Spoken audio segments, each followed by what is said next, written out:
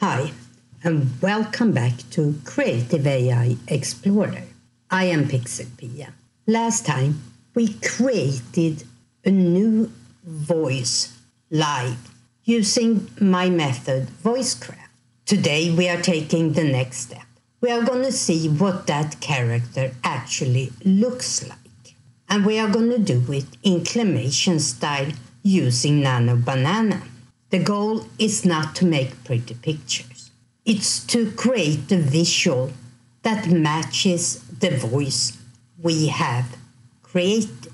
We ended the last episode with a full voice sheet and persona pathway of Milo Greyhound. And before we open Nano Banana, let's take a quick look at a compressed version of it. So here we have the compressed voice sheet of Milo.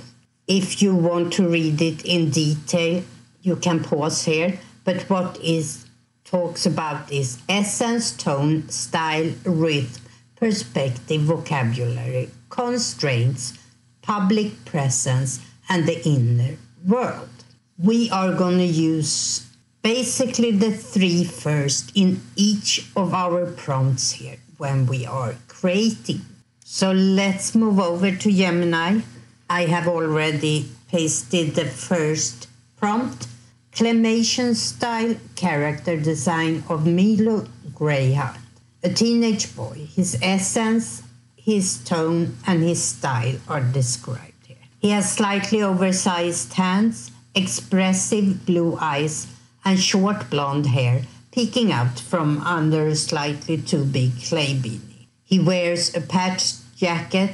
His posture is fidgety but upright, visibly clay textures and fingerprints. Soft stop-motion lighting, background like a simple crafted set, and square aspects ratio.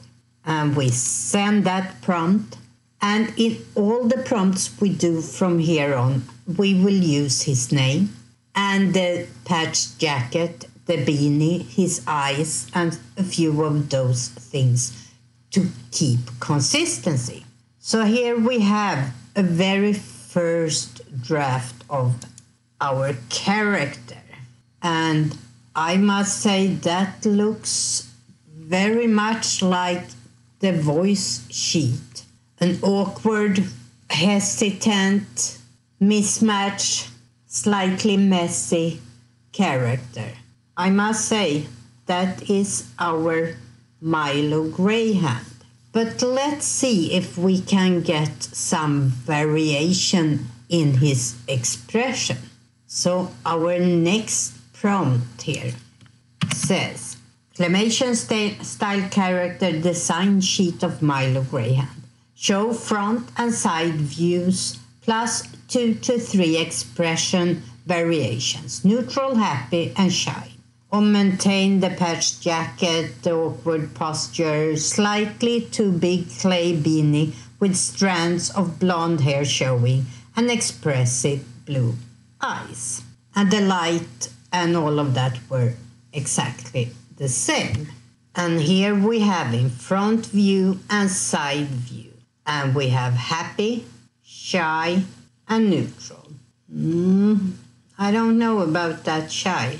But besides that, it is the same character in all of them. Let's see if we can see some more expression. Again, almost the same prompt, but here we ask them to show embarrassed laugh, frustrated, determined, and in love expression. And the rest is almost identical. So here we have an embarrassed laugh, absolutely. Frustrated, oh yes. Happy, determined, and in love. I would probably say this looks more happy, and this one I don't know, but in love looks exactly how I would imagine him being in love. But he doesn't live in a vacuum. He lives in a world. So let's place him in 4 different environments and see how well he holds up. In the first one, we are putting him on a rainy street corner under a flickering street lamp. And yes, that looks exactly like I would imagine it.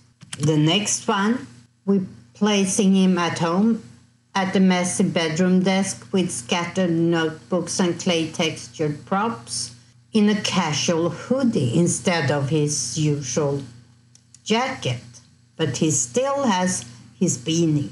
And here you see he has the hoodie on instead, and he's at his desk in a rather messy bedroom.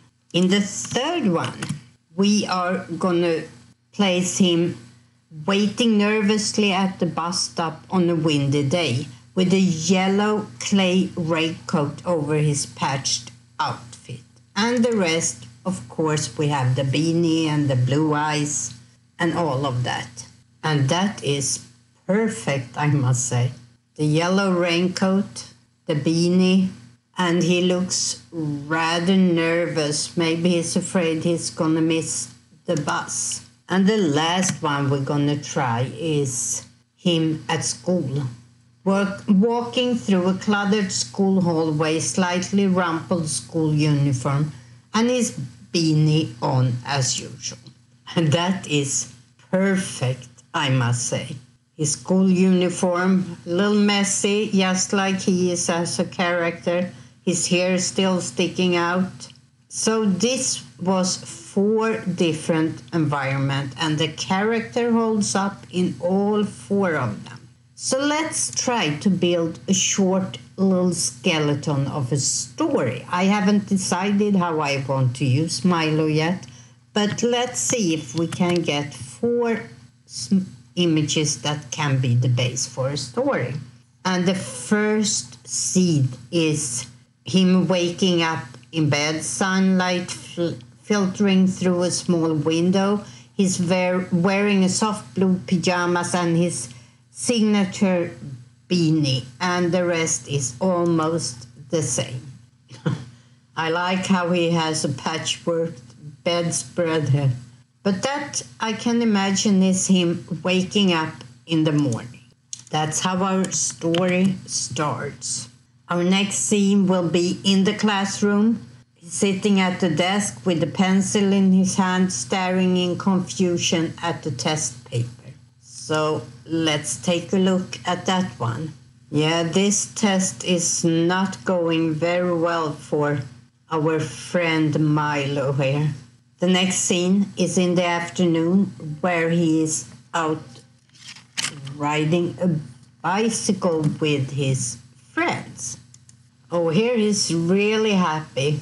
They're still in their school uniform, but it seems like it's a pretty nice afternoon. And the very last one we're gonna do is him at dinner at home with his family. So I guess it's his mother and a little brother. Interesting. I'm gonna test here and say change the last one to include the father as well and make his younger sibling a sister. And now it replaced Milo with the father, so I'm writing I still want Milo at the table. And now we just have Milo back. So let's see, I want 4 people at the dinner table. Milo, mother, father, and younger sister. No. So now I tried it again with the same original prompt, but I changed it to say mother, father, and a younger sibling. And instead of a small dinner table, I said dinner table. And here we got it finally. Mother, father, Milo, and little sister.